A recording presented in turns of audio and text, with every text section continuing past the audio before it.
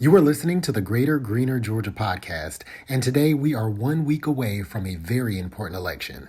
We have GCV EdFund's Democracy Campaign Manager Chassidy Malloy here to talk with us about early voting, what's on the ballot, and how you can prepare to cast your vote.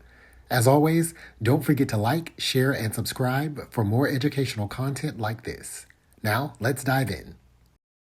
Hi, everyone. My name is Chassidy. I am the GCV Education Fund Democracy Campaign Manager. We're so happy to have Chassidy back. Chassidy, I think the last time you were here was during the primary election. So, here we are. General election, big one, right? A big election. And I know people say this all the time that, this is the most important election of our lives, but this really feels like the most important election of our lives. We've never seen a woman of color on the ballot, right? Not to mention, there are a bunch of other races that I don't think people think about. So one of the things I want to talk to you today about is we know the presidency is up there, right? We know that that's on the ballot, but what are some of these more important local or equally as important local and state level races on the ballot? Talk to us about some of those. That's a really great point. It's easy to get distracted with a presidential election that gets the most attention, especially in years like this one. But folks do tend to forget that we do have very critical and very equally important elections all the way down the ballot. So that could be anywhere from our U.S. Representatives, which all representative seats are on the ballot this year. We also have several state Senate and House seats on the ballot, county commissioners. We've got city councils, school boards. So a lot of things that really, are important to voters and are issues and decisions that are going to be made that impact all of us. Right. So, I think a lot of times that people don't know what these roles do or why it isn't so important to to cast your vote for these local and state roles. So let's go a little bit into detail about some of those that you just mentioned. So why don't we start with the representatives, right? Your the people who make your legislation. Talk to us about what they actually do and why it's important to vote for them. Right. So everyone in Georgia is going to see a U.S. representative ballot on their when they go to vote. So those are elected by district, and your representatives are elected, and they are federal lawmakers in the U.S. House of Representatives. They make critical decisions that influence different bills and referendums that have federal impact, which of course comes down to the state. And not to be confused, but we will also see our Georgia state representatives on the ballot too. And this is what essentially creates our Georgia General Assembly, which simply means the Georgia House and the Georgia Senate seats. We'll see several of these on the ballot. They are very critical races as well. They are the ones who create bills that we'll see on our ballot, such as our amendments and our referendums. They make decisions in the state House on whether or not we have how our funding, emergency assistance fundings are unveiled. And that's very critical because we just had several hurricanes here in Georgia. So those are some of the top level ones. And then, of course, there's our local elections that we're going to see on the ballot, too. So I early voted, and thanks to you and your information, I was able to look on Branch to kind of get an idea of who's going to be on my ballot.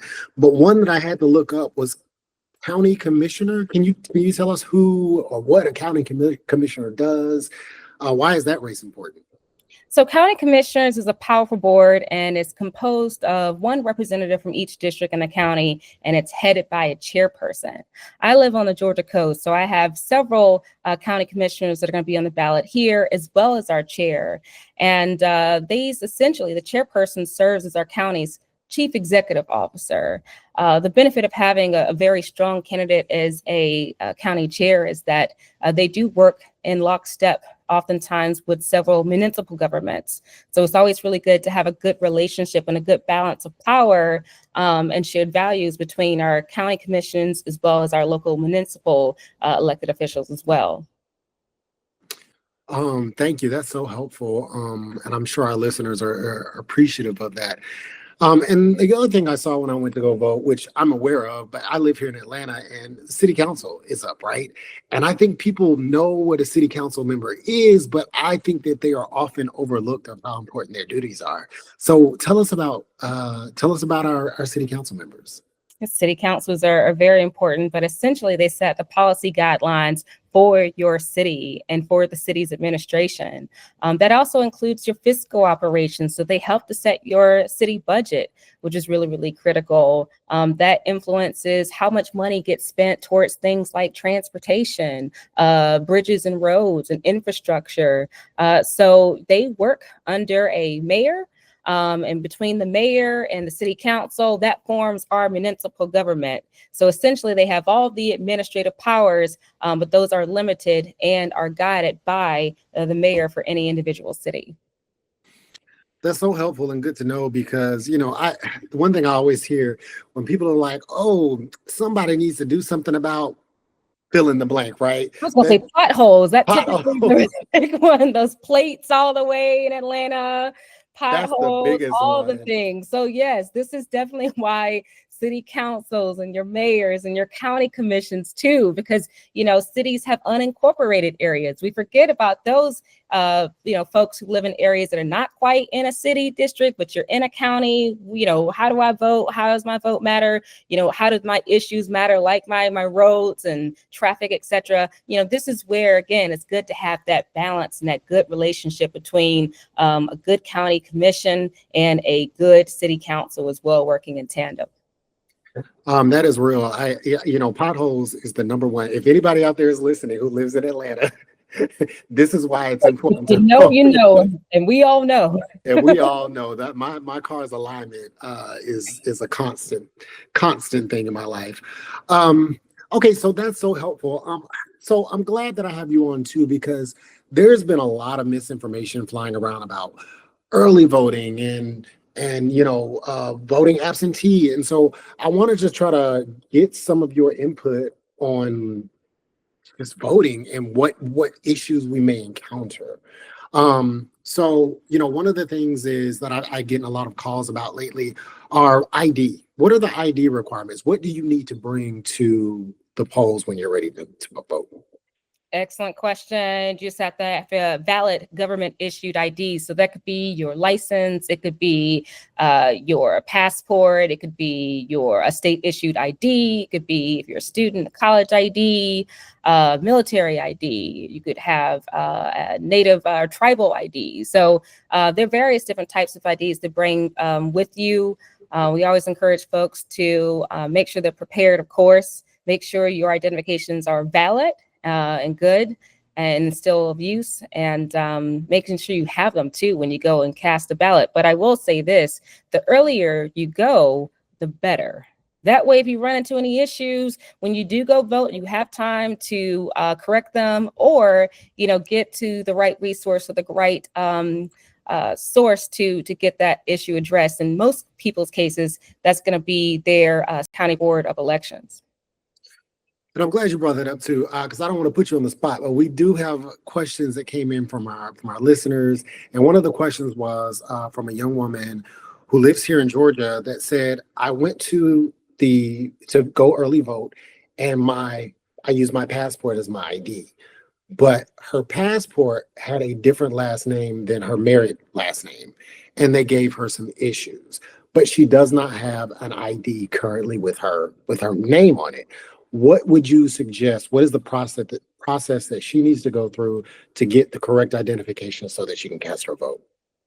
That's a really, really good question. And it's a great one too, because that's a good case study of scenarios that folks are impacting when your identification, which might be valid, doesn't have the name that's listed on your voter registration card. So that's what you're describing here. If you run into a situation like that, we don't want to immediately request a provisional ballot. You did say this person went early, which is great, because again, they have the opportunity to contact their county board of elections to get the issue corrected. But in the meantime, in the interim, they can still go and apply and get a same day state issued identification. It'd be great to call ahead at your local DMV to get that appointment if necessary, but typically they'll issue your temporary state ID, which is still a valid ID, until a more permanent one is mailed to you, but they would still be issued one in real time on the same day, and they can take that identification and use it to go and vote. Oh, that is so helpful. Thank you, Chassidy. You were just a wealth of knowledge. I'm always learning from you. We work together, but I'm always learning things from you. So I appreciate that.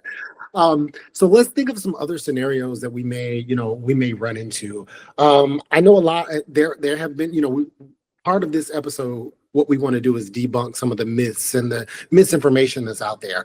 I heard someone talk about them going to the polls and their form not being what they selected on the screen. Have you heard of this? It was one instance, but I'm afraid that this is something that may spin out of control. Do you know what I'm talking about? And has that happened to anyone?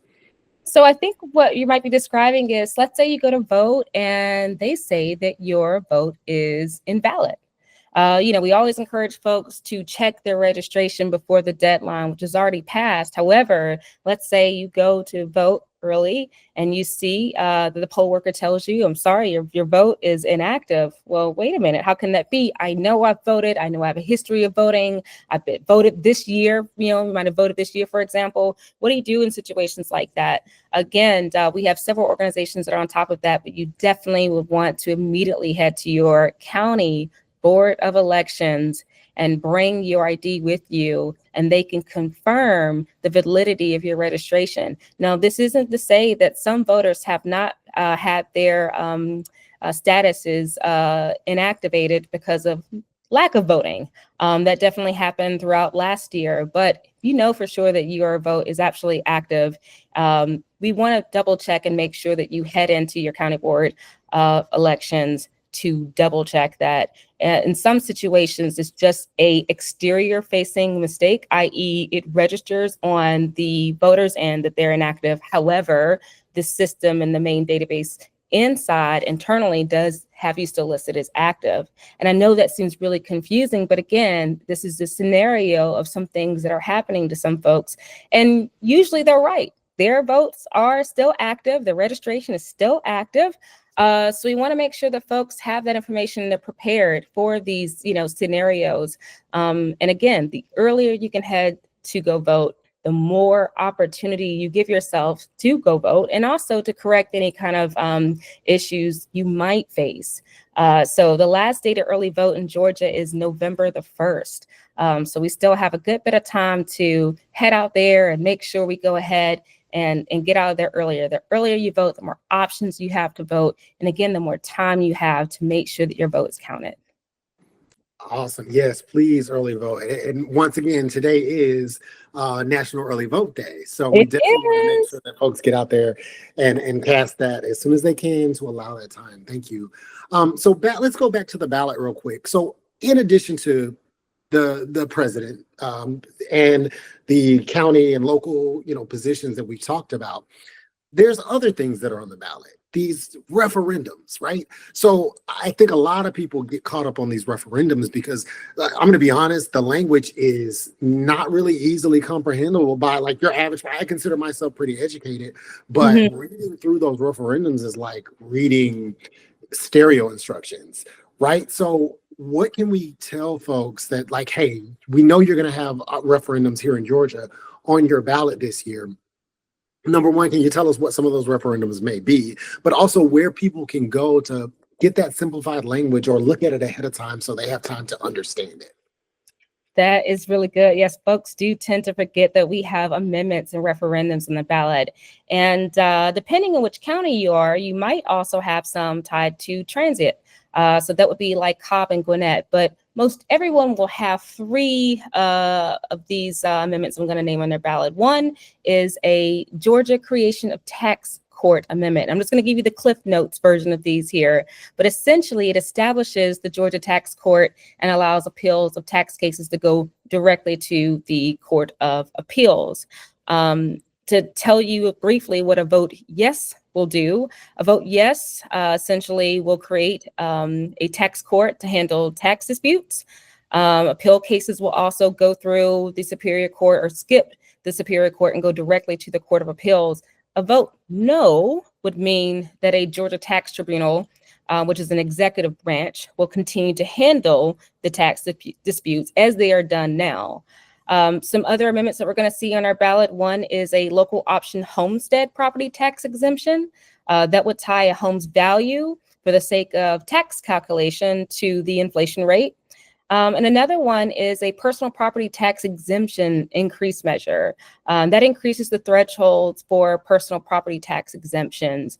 And that's, I think, about 20,000, and it increases that up to a higher proportion. So, definitely, if you're interested in more information on this, we've got a really great resource in a ballot builder tool called Branch. And you can find that at gcv.branch.vote. Branch, like the 3 branches of government, or like a tree branch. But that's gcv.branch.vote. And what's so great about it is you put the address in where you're registered to vote, and it will not only tell you which districts that you live in, but it also give you a personalized ballot. So everything that you're going to see on your ballot, you're going to see on Branch, which is really, really great. And I use it all the time when I'm not really sure, again, what a vote yes will do or what a vote no will do. Or let's say I've heard about some candidates, maybe a tax commissioner, for example, but I don't really know much about a tax commissioner, and I don't really know about who's running for tax commission. This will give you a nice broad candidate profile on who these people are and, what their policies and what their platforms are. So it's a really, really great tool that we're encouraging everyone to jump on to get a nice simplified 3 steps breakdown, essentially, of what you're going to see on your ballot. That's always so helpful. And yes, I use Branch before going to cast my vote. And it's immensely helpful because I was in and out. Like I knew what I was looking for. And it just made it so easier. Because there's nothing like anxiety of sitting at a voting booth and you're like, oh, I don't know what this means. I got to read this. You have the feeling of being rushed, even though, you're not. Absolutely. It's about that preparedness, you know what I mean? And also making sure that you're voting and that you're informed before you cast your ballot, because no one wants to go in there like, I voted yes on this, but I don't know. And then you find out, wait a minute. That wasn't really what I wanted to do. And I've had friends of mine, text me from their voting line saying, I don't really know what to do. Can you help me out here?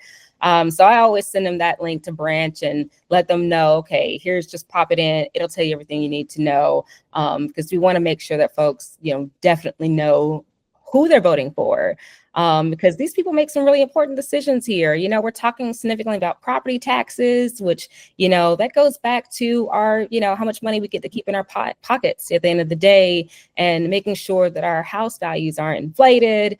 So very, very important stuff. And typically, if there's an issue that you're concerned about, there's probably a race on the ballot that has to do with that issue. So definitely make sure you know what's going to be in your ballot before you go in and vote.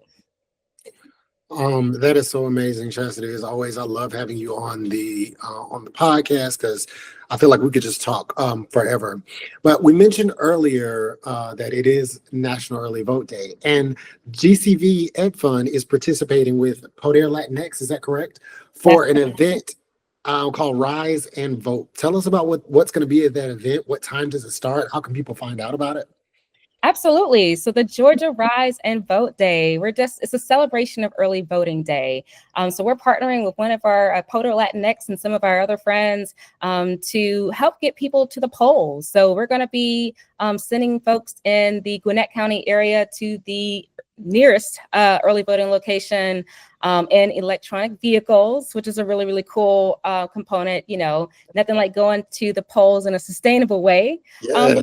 Great way to promote civic engagement, to share the importance of voting, to motivate voters. If you've already voted, not a problem. I hope you kept your peach. Come on over. You're more than welcome to join us. That's going to be held today. It's October 29th from 12 to 7. So even if you're working, you have plenty of time to come over after you get off work. We'll be out there still till 7. It's also Taco Tuesday. So I think that's a really great thing to plug in. We'll have some tacos. There'll be live music, a mariachi band. Really a celebration. So that's going to be at 5385 Jimmy Carter Boulevard in Norcross, Georgia. Again, 5385 Jimmy Carter Boulevard in Norcross. I'm excited. I'm about to head out that way shortly. Listen, I'm right behind you. And folks, if you need to follow back up and look that up, we will have it posted on our social media site. Visit GCV EdFund on all social media platforms. So on Instagram, that's at GCV EdFund. And yeah, you can see that information and then definitely come out and join us. So yeah, I think that's all the time we got today, Chassidy, but I thank you so much for your time here. All of the information that Chassidy mentioned, branch, my voter page, all of that information can be found on our website at gcvedfund.org.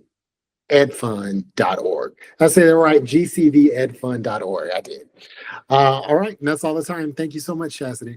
Thank y'all. Happy voting.